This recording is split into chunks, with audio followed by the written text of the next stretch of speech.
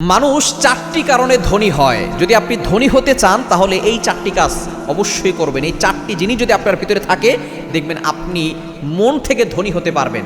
অনেকে আছে কোটি কোটি টাকার মালিক, কিন্তু মনের ভিতরে ছোট লোকই আছে। মনের ভিতরে যাদের ছোট লোকই আছে তারা কখনো ভালো হতে পারে না এবং তারা ধনী হতে পারে না। এক নাম্বার হচ্ছে, যদি আপনার কাছে মা বাবার দোয়া থাকে, মা বাবা যদি আপনার জন্য দোয়া করে, আপনি ধনী হতে পারবেন। মা বাবার কাছ থেকে দোয়া নেবেন। অনেক সন্তান আছে মায়ের সাথে খারাপ ব্যবহার করে, বাবার সাথে বাজে ব্যবহার করে।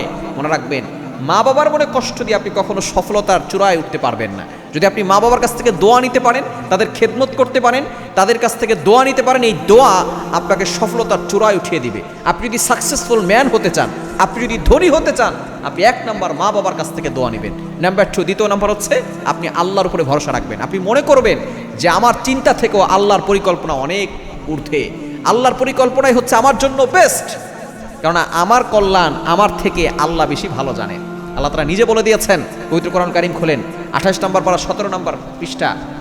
আল্লাহ পাক রব্বুল আলামিন নিজে বলে দিয়েছেন সূরা তলাকের ভিতরে, ওমাই ইয়াতাওয়াক্কাল আলাল্লাহি ফাহুয়া হাসবু, যে ব্যক্তি আমি আল্লাহর উপর ভরসা করে, আমি আল্লাহ তাআলা তার জন্য যথেষ্ট হয়ে যাই। এজন্য অবশ্যই আপনি সতর্ক থাকবেন, আপনি কখনো আল্লাহর উপর থেকে ভরসা হারাবেন না। এবং 3 নাম্বার, যারা অন্যের প্রতি হিংসা করে না, আপনি অন্যের প্রতি হিংসা কখনো করবেন না।